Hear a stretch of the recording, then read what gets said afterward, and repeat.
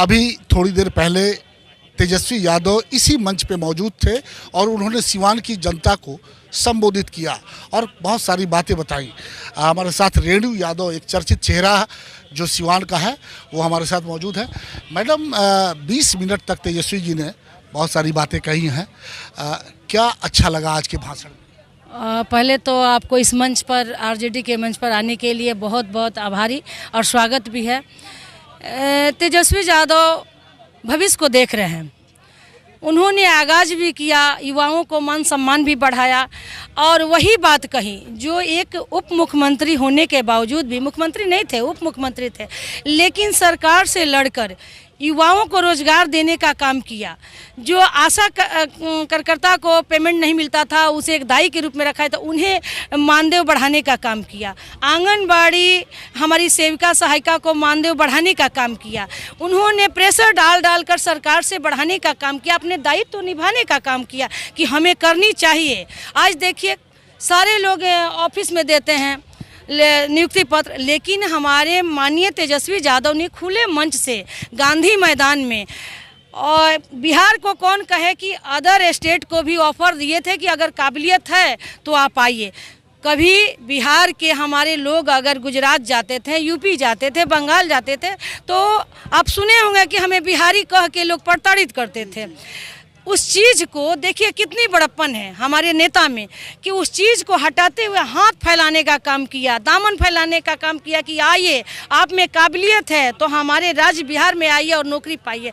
हजारों लाखों चूल्हा को जलाने का काम किया कि कितनी महिलाएं, कितने हमारे भाई आत्मदाह कर लेते हैं, वैकेंसियाँ भरते रहते हैं, नौकरी नहीं मिलता है तो आत्मदाह कर लेते हैं, फांसी चढ़ जाते हैं। तो एक धरातल के नेता हैं जो उन्होंने देखने का काम किया और सरकार में थे तो उन्होंने देने का काम किया।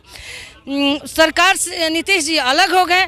आज उनकी इच्छा है कि पुनः हमारी सरकार आएगी तो हम विकास देंगे और जो वादा करते हैं वो कहते हैं। तो मैडम, आखिर दिक्कत कहाँ हो गई? नौकरी दे रहे थे, रोजगार दे रहे थे युवाओं को, फिर ये नीतीश कुमार क्यों पलटी मार?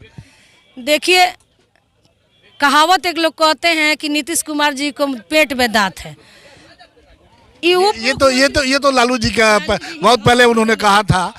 देखिए, जब उप मुख्यमंत्री इतना काम करने लगे ना और उनका जनाधार समाज में बढ़ने लगा, लोग चिल्लाने लगे, युवा उनके प्रशंसा करने लगे, तो उनको पेट में दर्द हो गया और उनको खलने लगा कि अरे मुख्यमंत्री तो हम, और इसका नाम हो रहा है। तो इसको उनको विपक्षी ने चढ़ा दिया कि देखिए आप मुख्यमंत्री हैं, उप मुख्यमंत्री का सरकार आपकी है, नाम उनकी हो रहा है। उस पर उन्होंने फिर पलटी मार ली। लेकिन कई जगह सभा में हम लोगों ने भी देखा, मीडिया के माध्यम से, सोशल मीडिया का जमाना है, उसके माध्यम से देखा गया कि नीतीश कुमार तेजस्वी यादव को आगे करके कि आगे से आने वाले भविष्य के मुख्यमंत्री बिहार के यही हैं, वो प्रोजेक्ट करते थे।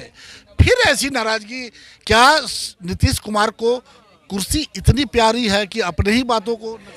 देखिए, हमारे मुख्यमंत्री जी, उनका हम सम्मान करते हैं, लेकिन उनको बहलाया गया, बरगलाया गया। भाजपा की देखिए, भाजपाई का चाल है कि इस बार हट जाइए, अगला 25 में तो आपको क्यों मुख्यमंत्री बनने देंगे?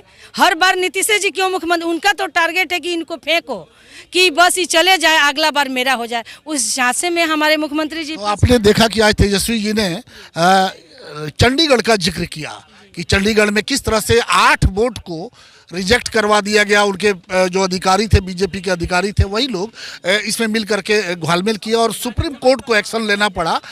तो 19 में जब चुनाव हुआ था, इसी तरह से खेला हुआ था बिहार में और तेजस्वी जी की सरकार बनने वाली थी, लेकिन नहीं बन पाई। आपको क्या लगता है कि आज तो बीजेपी काफ़ी सशक्त है और काफ़ी मजबूत है, उसके पास ईडी है, सीबीआई है जो रोज़ धमकाती है, क्या आपको लगता है कि 2024 का या 2025 का जो चुनाव है विधानसभा का, वो बिल्कुल निष्पक्ष तरीके से होगा? देखिए, हम तो जहाँ तक सोचते हैं कि बैलेट पेपर पर होनी चाहिए। तो निश्चित है कि आप देखे होंगे कि बहुत सी वीडियो आती हैं चुनाव बाद कि ईवीएम को बदल दिया जाता है, हैंग कर दिया जाता है, डालिए लालटेन पर चला जाता है दूसरे जगह। तो हम तो कहेंगे कि हमारे नेता या जो गठबंधन के हमारे सारे साथी हैं, इनको माने ये करना चाहिए कि ईवीएम पर हो ही नहीं चुनाव, बैलेट पेपर पर हो। जैसे देखिए अदर राज्य में भी बैलेट पेपर पर होता है, वहाँ बदलने की असंभव नहीं रहती है। तो बैलेट पर हो तो दूध का दूध पानी का पानी सामने हो जाएगा। लेकिन ये तो चुनाव आयोग को फैसला लेना है कि बैलेट से होगा या ईवीएम से होगा। इस बार अगर ईवीएम से चुनाव होता है, होने वाला भी है, तो आप लोग कितने तैयार हैं? जो पिछले बार 2019 में जो खेला हुआ था उसको देखते हुए कितनी तैयारी आपकी है? देखिए तैयारी तो होगी, रणनीति बनेगी, चुनाव आएगा, आचार संहिता लगेगा, मंचे सजेंगी, प्रत्याशी घोषित होंगी तो जरूर होगा। लेकिन सबसे बड़ी ईवीएम हमारी जनता है, हमारी झुग्गी झोपड़ी में बैठी लोग हैं, वह इस चाल को भी जानते हैं। इसलिए निश्चित ही सारे लोग एकजुट होकर लालटेन को वोट देंगे और उस समय हमारे लोकसभा होगा तो जरूर जीतेगा और विधानसभा भी जीतेगा। लेकिन अभी तो फिलहाल लोकसभा है, जो प्रत्याशी होंगे जरूर इसलिए कि इस खेला को जनता भी अब धीरे धीरे समझ रही है, समझ गई है, बरगलाने वाली नहीं है।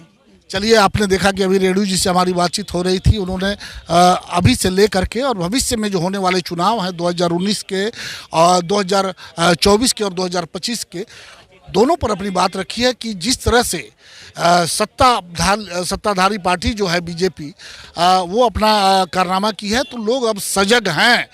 अब उस तरह की बातें नहीं होंगी। लेकिन जिस तरीके से भारतीय जनता पार्टी के जो बड़े नेता हैं वो कहते हैं कि अब की बार 400 पार, तो ये कॉन्फिडेंस आखिर आता कहाँ से है?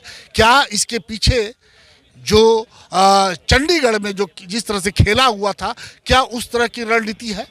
तो अब देखना होगा कि 2024 और 2025 में क्या होता है।